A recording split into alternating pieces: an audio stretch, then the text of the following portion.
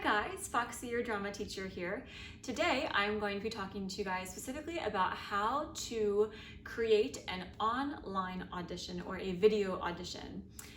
My makeup is done, my hair is done, I've chosen an outfit that I think is flattering for my figure and flattering for the part and looks good on camera, looks good against my eyes. And if you have any questions about how I did my hair or did my makeup or chose an outfit, I will link that video down below so you can go back and check that out if you have questions or concerns about getting ready for an audition. And in today's video, I'm going to show you specifically how to, what we call slate, where to look when you are delivering a monologue, and how to step, how to move, and what part of your body you should physically be filming. So you can see just based on the view of your from your phone or from your computer or from wherever you're watching, that I have only recorded myself from about here up. And that's pretty much what you want. It's called a 3/4 view. If you do ever get headshots taken, or if you do any sort of on film or on camera work or pre-recorded work, there are 3 different main angles you want to consider. One is a close-up or a headshot, which is literally just your head. It is from your collarbone up. You basically get the color of your shirt, your hair, your face, and that's it. A lot of headshots are going to be that close up in of your body. This is something that's called a 3/4, where it's 3/4 of your body. It's from like maybe your belly button or your hips or your stomach to your head. And then also there's the full body. Full body needs no explanation. For a video audition, you often want to choose a 3/4 shot because it gives the casting director a good idea of your body type. It also gives them a good idea of the way you use your arms and your expressiveness without just being an in-close-up version of your face, or without it being your entire body, which will take away from the acting ability that you want to be able to show on your face. Because for an in-camera audition specifically, you really want to get those facial expressions across. Okay, so the very first thing you do when you press record on your recording of your monologue or for your audition is to slate.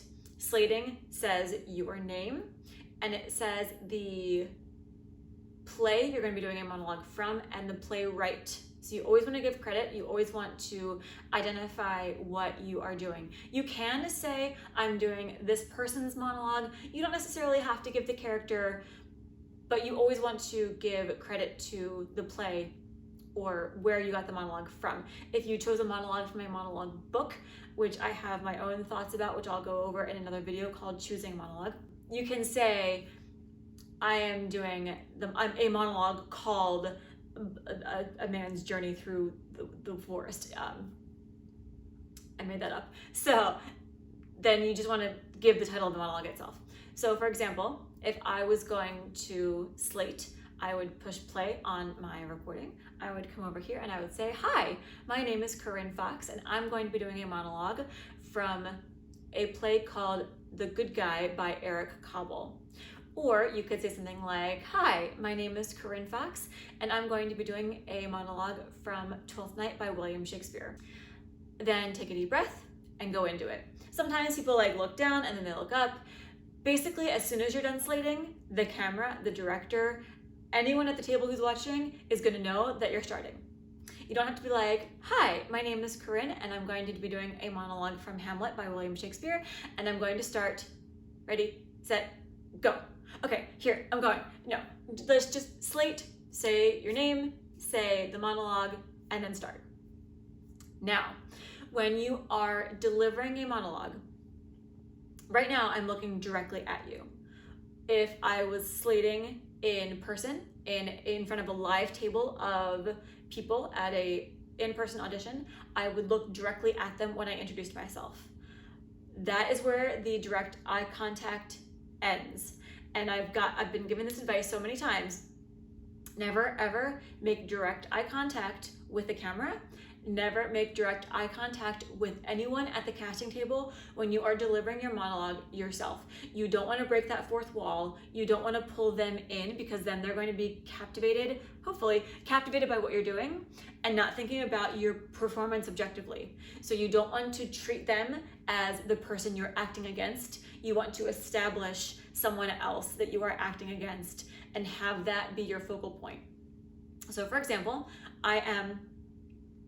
where I am in a room, there's actually a bathroom right on the other side of the camera, and I can see myself in the mirror. And so what I'm going to do is I'm going to establish that focal point as the other person, the person I'm talking to in my monologue. If you think to yourself, well, you don't, when you're delivering a monologue, you don't want to just like burrow your eyes into one spot and fixate on that spot the whole time, and you would be correct. But if you are delivering unless it's a Shakespearean monologue where it's a soliloquy and you are on stage and you are talking to the audience, in most cases, you're gonna be talking to someone. Your character has an objective. Haha, I love that word. Your character has an objective and they are trying to achieve that objective through that monologue.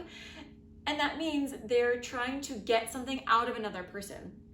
So just like you would when you have a conversation with a person in real life, you talk to them, you ask them how they're doing, and then you might look away because it gets too awkward to be looking directly into the eyes of another person the entire time.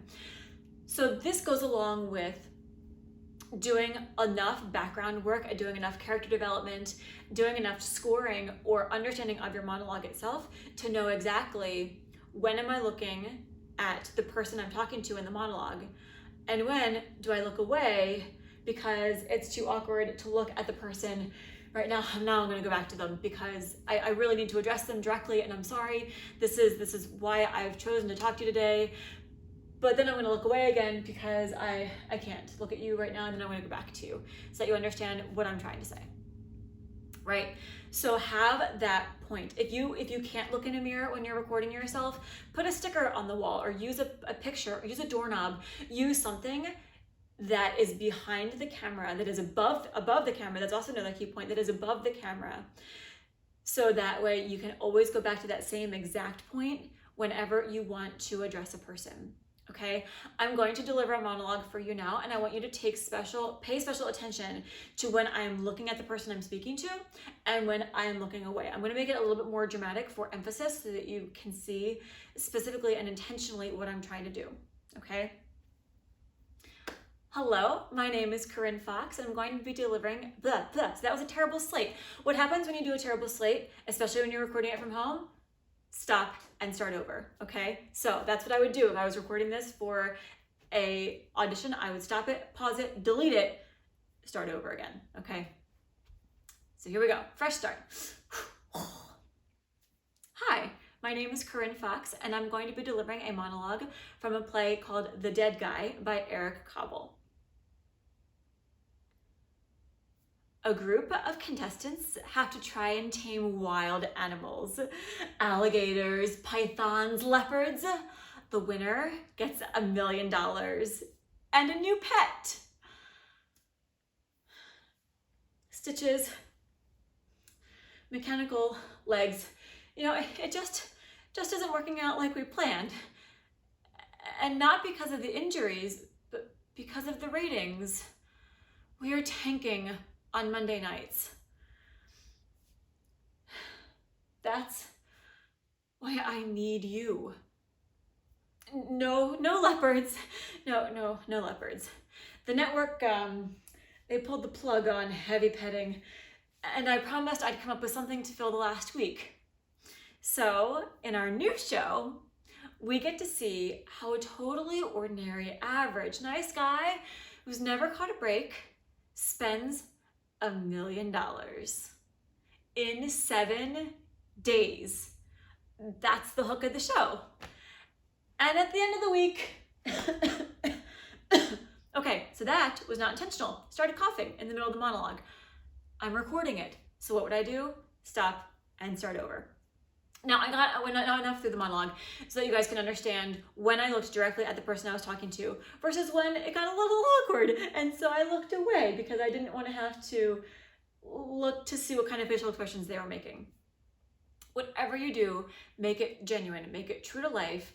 Think to yourself, go through the monologue itself and ask yourself, when will I look directly at the person? When is that comfortable? When does that make sense? When do I have to convey something that is so important that I need to get across to them?